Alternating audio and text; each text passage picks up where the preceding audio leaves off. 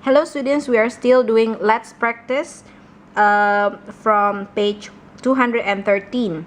Matt and his 4 friends collect baseball cards. They have 325 cards together, and the number of the cards are like this one, and how to find the questions. So the first question is the mean. We need to find the total number, and then we need to divide it by the total number of boys. Given in the text that the the total number is 325. And then there are 5 boys over there, so you can easily find the mean by dividing these two. Next question is, Matt has the largest collection and he has 100 cards. The range is 51. What is the smallest number of collection? So range means the biggest minus the smallest number, right? The range is 51, so this is Matt's cards. You need to find the smallest, and then you can just subtract them. Next, Jose adds the cards so that their collection becomes 360, and then now we have 6 friends. What is the range of the new data? So now there is Jose. We find that how much is his card. We can just subtract these two to find his card, and then the range will be the biggest minus the smallest. The biggest is still Matt's cards, and then minus this one, then you get the new range. Next, number 8. A teacher counted the number of peanut butter and jelly and put it in this stem and leaf. What is the first question? The mean number of sandwich each student had was 27. Find out the total number of sandwiches. So this is the data. We got 1. This is the missing data. We have 16, 20, 22, 22, 22, 24, 25, 32, 33, 40, and 41. How to find the mean is you divide total number by the number of students. The mean is 27. We don't know the total number. The number of students are 10. How do you get this one? You count this. 1, 2, 3, 4, 5. Then you'll know that there are 10 students there. How to find the total number?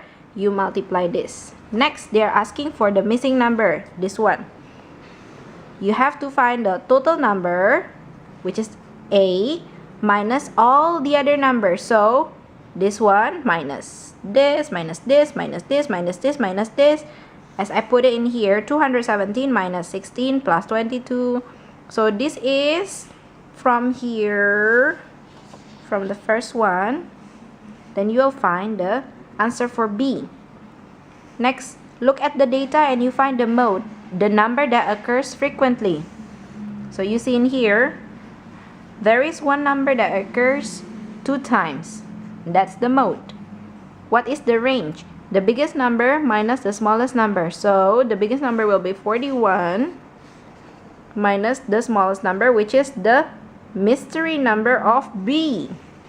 So you put it there and you will get the range. They ask the probability of number 22 to come.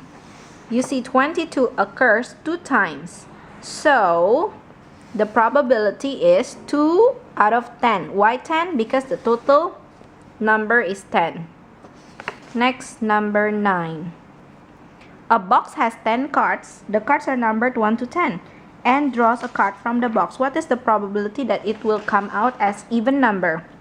So this is the card 1 until 10, and the even numbers, I have circled it with yellow. We have 5 even numbers, so the probability of even numbers is 5 over the total number of cards, which is 10. Then she asks how many times it's gonna come out numbers that is divisible by 3. So you find the one that can be divided by 3 is 3, 6, and 9. So there are 3 numbers. The probability is 3 over 10. For number 10,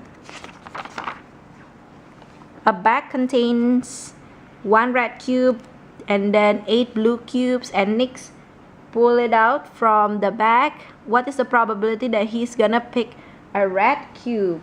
So for this one, we are going to see the paper.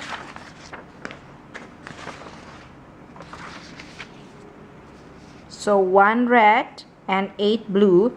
The probability of red is 1 from all the total cubes. In here, the total cubes will be 8 plus 1, 9. So 1 over 9.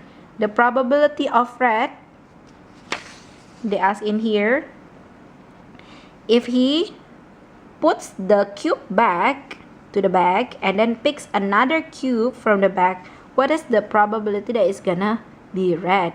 When he put it back, so it's back to situation A. So the answer is same with A. Now the situation C is a little different because they ask if Nick does not put the first cube back, so he has already taken it and then he kept it there, what is the probability that it's gonna be red? So the red is only 1, right? But now the total number is not 9 anymore. The total number is 8. So the probability of the second is 1 over 8. This is supposed to be 8. This is supposed to be 1 over 8. I wrote it wrong. Next, number 11. A group of 12 boys, 18 girls, and some adults went to the circus. At the show, one spectator was randomly selected. So they asked what is the probability of the adults. So boys are 12, girls are 18, adult is a question mark. So the probability, you need to find the number of the adult divided by the total number. So the probability given there is 1 over 4. The number of adult is still just put a box.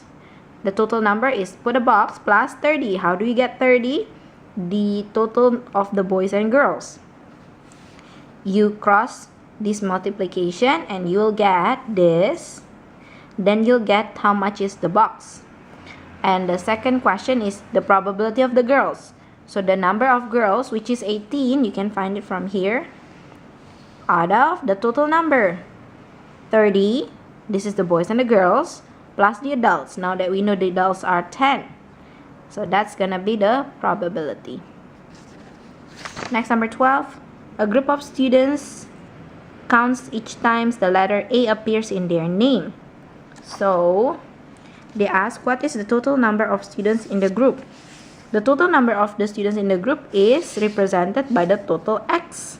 So you find in here 1, 2, 3, 4, 5, 6, 7, 8 until the end. Then you'll know what is the total number. And then you have to decide whether this mode, what is the mode of this data. This one occurs very frequently, so this is going to be the mode. Is it typical or is it not typical?